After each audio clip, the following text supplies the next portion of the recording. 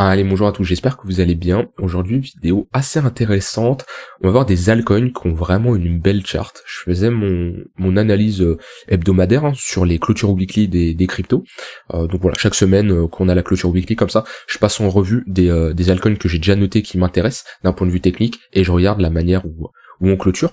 Et voilà, j'en ai noté 5. Alors il y en a un peu plus que 5, mais aujourd'hui on va voir ces 5 là. Ça fait suite à la watchlist de Binance que j'avais fait, où j'avais trié vraiment d'un point de vue technique, uniquement d'un point de vue technique, les altcoins qui étaient intéressantes et qui essayaient de poser un bottom. Et on en a pas mal. Alors là, j'exclus vraiment les charts qui font des creux et des sommets de plus en plus bas, les altcoins compris des moins 99%. Bon, en général, voilà, j'essaye d'avoir des charts qui sont intéressantes, où on revient dans des précédentes zones d'accumulation, on est sur une charte qui est assez horizontale tout simplement, et qui ne fait pas des creux et des sommets de plus en plus haut. Et du coup, quand c'est comme ça, on attend tout simplement des confirmations de bottom.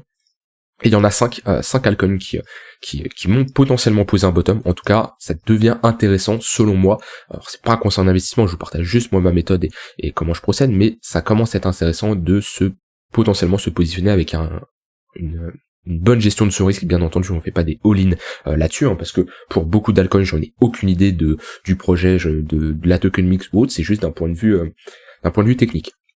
Alors, première crypto, on a Decentraland, donc Mana, qui d'un autre côté reste un projet assez correct, c'est pas un shitcoin on va dire, qui ici nous a fait quelque chose d'assez intéressant. On est venu prendre la liquidité ici, on a tout simplement piégé pas mal de vendeurs et on s'est rapidement retourné en structurant ici un petit bottom, une structure en W. Et moi, vous savez que j'adore ce genre de structure, c'est le genre de pattern tout simplement qui nous confirme comme quoi on est sur une structure de bottom de marché.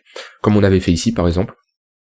Voilà, on a ici tout simplement une structure en W, le creux, le sommet, le creux plus haut que le précédent et qui revient de préférence dans notre zone de rechargement de Fibo. Voilà, là on est clairement revenu, ok. Et ensuite, clôture au niveau de la ligne de coup, au-dessus de la ligne de coup, et on a une confirmation de structure en W. Et pour me positionner sur du très long terme, au moins sur quelques mois, parce qu'on on est sur une charte en weekly, donc voilà, pour une prise de profit quand même, c'est des niveaux qu'on va atteindre peut-être en quelques semaines, quelques mois, donc ça reste sur du long terme, pas à très long terme, mais ça reste sur du long terme. Je veux des structures en W comme on a fait. Et la charte est assez intéressante. Si je reprends les outils qu'on avait vus dans la vidéo où je vous avais présenté mon plan de trading, comment je fonctionnais sur les altcoins, c'est une vidéo que je vous avais montré il y a un mois à peu près, elle dure 58 minutes, vous pouvez la regarder, où on passait en revue certaines altcoins et je vous expliquais ma méthode, qui est l'une des méthodes que j'utilise bien sûr pas que ça, mais c'est une très bonne méthode. Et ben ici on a techniquement une confirmation, et ce qu'il me faudrait, ça serait un pullback au niveau du W. Un W, vous pouvez rentrer de différentes manières, soit vous positionnez un ordre en attente d'être exécuté quand on est ici, ok. Donc ça veut dire que vous prenez le risque, comme quoi on mèche, on exécute votre ordre et on ne valide pas le W. Ça c'est vraiment le profil agressif, et comme j'ai dit c'est agressif, donc c'est possible qu'on structure pas un W, comme ici par exemple, vous voyez, ici on vient chercher la mèche, donc là vous êtes fil ici, mais on structure pas ce W, et on se retourne. Ça c'est le plus risqué.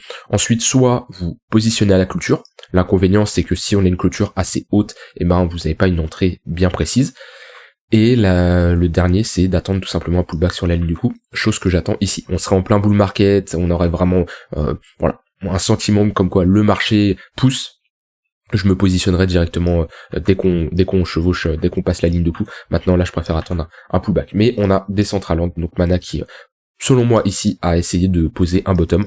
On a notre divergence haussière qui est validée. On a un OBV qui est plat voire croissant, donc c'est ce qu'on veut pas un OBV qui est tout dégueulasse qui chute. Et on a notre structure en W. Et bien sûr, on casse ici les moyennes mobiles, le MA9 et le MA18, d'accord. Ils sont plates, voire orientés à la hausse, et on a un cross, donc c'est bullish.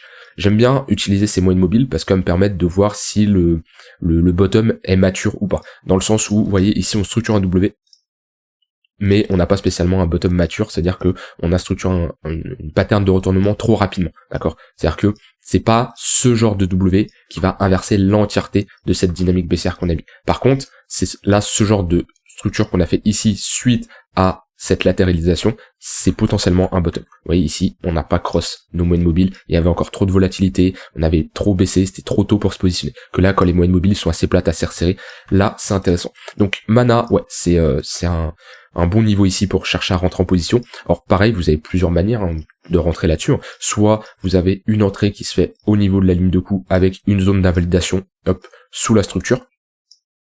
Où on attend. Moi là-dessus, je mets un stop loss. Alors c'est pas ce que je vous conseille, surtout si vous débutez, mais je mets un stop loss mental. C'est-à-dire que je me dis, ok, si on vient chercher sous ce niveau-là et qu'on clôture, je sors de ma position. Le problème du stop loss mental, c'est si vous n'avez pas l'habitude, vous allez avoir tendance à juste le repousser et ne jamais clôturer votre position. Moi, je sais, c'est mon plan, je le respecte, mais attention au stop loss mental. Maintenant, pourquoi je mets pas un vrai stop loss? Parce que sur des bougies weekly, on peut juste mécher et réintégrer, et je préfère clairement avoir une clôture pour prendre la décision de fermer ma position. Donc voilà, ici, c'est le genre de position qui peut être intéressante, et aller chercher du 3 pour 1. Revenir chercher la ligne de coup de ce M, ou alors fonctionner de la manière que je fais, c'est une prise de profit à chaque fois qu'on double, où vous pouvez voir le plan que j'avais partagé tout simplement, qui est un peu plus long terme là-dessus. Donc on a Mana, on a Seller Network aussi, qui peut proposer également un bon risk reward. Si déjà on revient chercher juste les 0,382 ici, ouais pareil, c'est le genre de structure qu'on aime bien techniquement, avec un stop loss, hop, pareil, sous le précédent creux. La charte est globalement similaire à Mana. On revient chercher une grosse zone d'accumulation, on a bien retracé, on a un EBV croissant, on a une première divergence haussière, on en a fait une seconde ici. Et on a notre structure de retournement, donc pareil, position au niveau de la ligne de coup, ici, et après on peut targeter, alors les 0,382 ça va peut-être un peu, c'est pas le meilleur risk reward, mais déjà revenir chercher les 0,118, voilà, on a un risk reward de 3,4 pour 1, c'est ce qu'il faut, là-dessus, comme d'habitude, ne coupez pas les gains trop rapidement, ok, c'est une erreur que souvent les gens font, et le problème c'est que dès qu'ils ont une perte, la perte est supérieure aux gains qu'ils ont fait, et du coup ils sont bien sûr, ils ne sont pas en bénéfice. Et voilà, sur ce genre de trade assez long terme, on vient chercher des risk rewards élevés.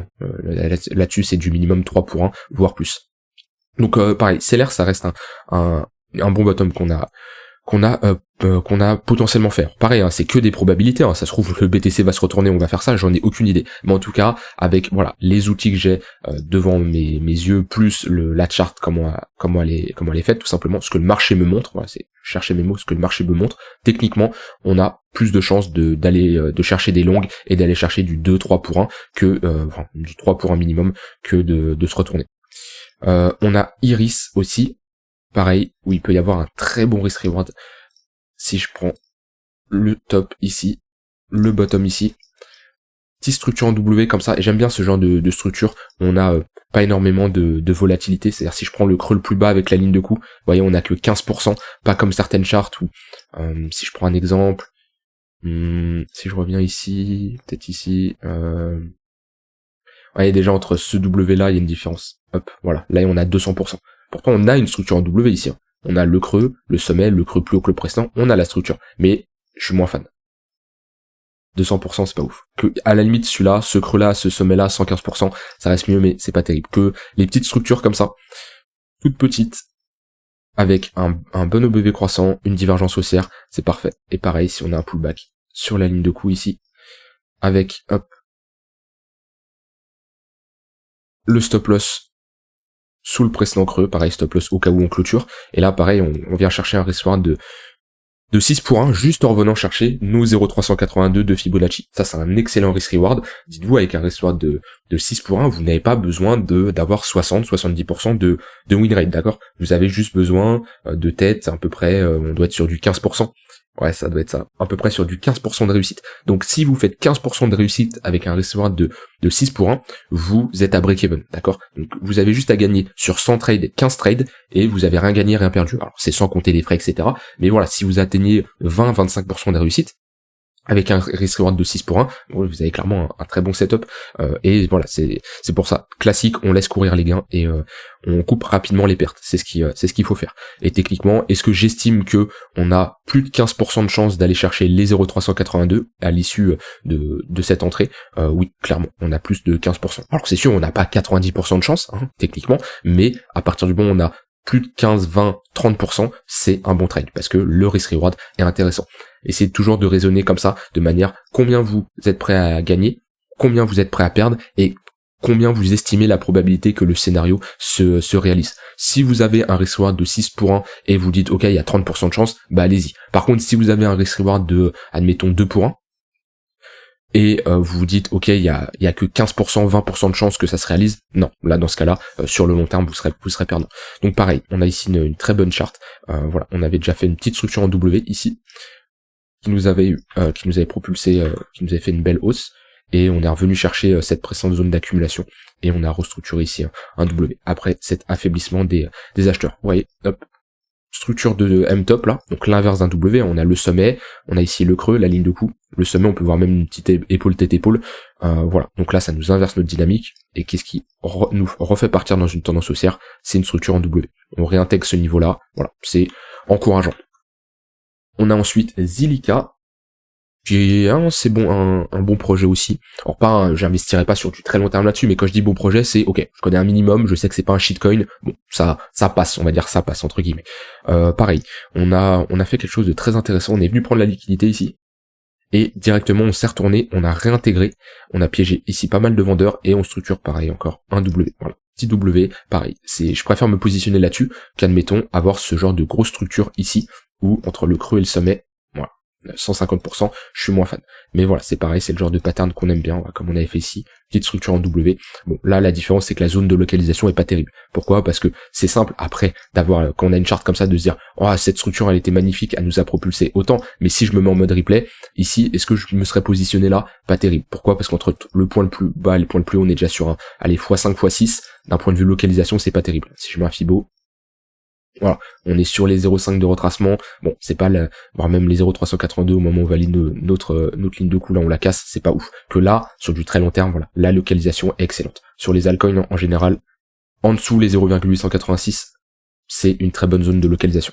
Au BV croissant, pareil, divergence haussière, les charts se ressemblent beaucoup, et là c'est dans le même principe, hein. Hop.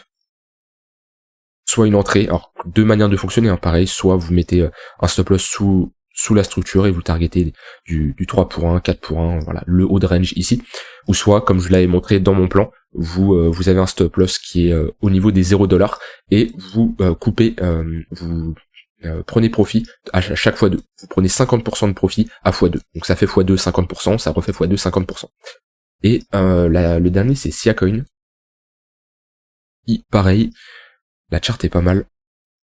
Dans le même scénario que les autres, hein, on revient chercher une précédente zone d'accumulation, on a un OBV croissant, et on pose ici un bottom, on crosse les moyennes mobiles, on est globalement sur un bad range, et voilà, dans le même esprit, hop, si on revient faire un pullback, on peut aller chercher du 3 pour 1 là-dessus.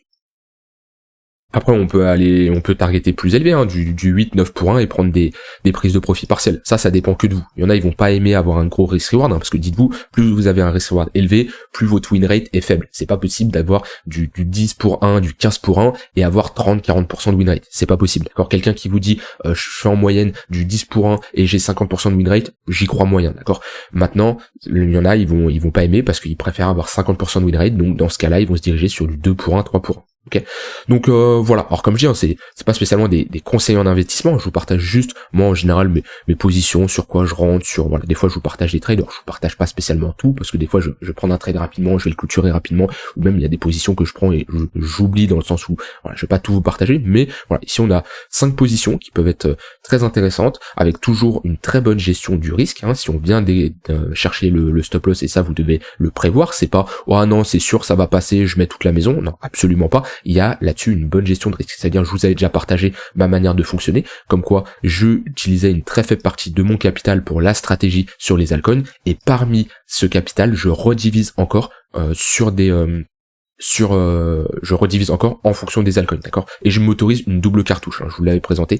N'hésitez pas à retourner voir cette vidéo qui date d'il y a un mois, dure 58 minutes, c'est voici mon plan de trading sur les altcoins, un truc comme ça, et un peu vous apprendre pas mal de choses. Donc voilà, 5 altcoins qui ont fait de bonnes clôtures, et voilà, dans la watchlist Binance, c'est un peu tout ça qui, en fonction des prochains jours, en fonction des clôtures qu'on fait, voilà, on a... Non, GRT, j'avais pas aimé parce qu'on avait pris le creux ici, mais on a certaines altcoins qui vont pas encore poser des bottoms, mais qui essayent. Voilà. Ici on n'est pas passé.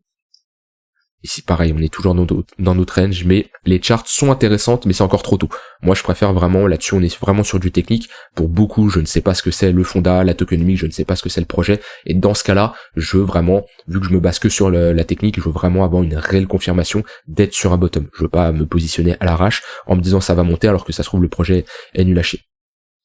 Voilà, j'ai dit ce que j'avais envie de dire, n'hésitez pas à vous me donner votre avis sur les altcoins, hein. Je vous rappelle, on a une Bitcoin dominance qui est techniquement pas terrible. Maintenant, on cherche à se positionner sur les altcoins quand la Bitcoin dominance est assez haute, quand on est sur des zones de résistance. Est-ce que quand on est sur un bas de range comme ça, c'est le moment de se dire je me positionne sur les altcoins, ça va péter? Non, c'est la même manière que quand on trade une position classique, hein. Est-ce que à l'heure actuelle je chercherai à long? Non, on est plutôt dans des zones techniquement pour short. On est sur des retracements, on est sur des zones de résistance, voilà, on va chercher à short. Ça veut dire quoi? Short la Bitcoin dominance, ça veut tout simplement dire se positionner sur des altcoins. Ici, je ne chercherai pas à me dire, ok, je all-in le BTC. Non, pourquoi? Parce que sur la Bitcoin dominance, on a déjà fait une bonne hausse, ok? Alors oui, on peut aller plus haut, je vous avais dit, les 60% sur une target total fait réalisable. Au-dessus, j'ai vraiment du mal à y croire. Maintenant, ça se trouve, le marché me donnera tort, on verra, mais dans tous les cas, du moment que votre risque est bien géré, vous savez ce que vous faites, vous respectez votre plan, ça c'est vraiment important, vous respectez votre plan, et ça devrait tout simplement bien se passer. Voilà, je vous souhaite une très bonne fin de journée et on se retrouve demain pour une prochaine vidéo. Bye bye.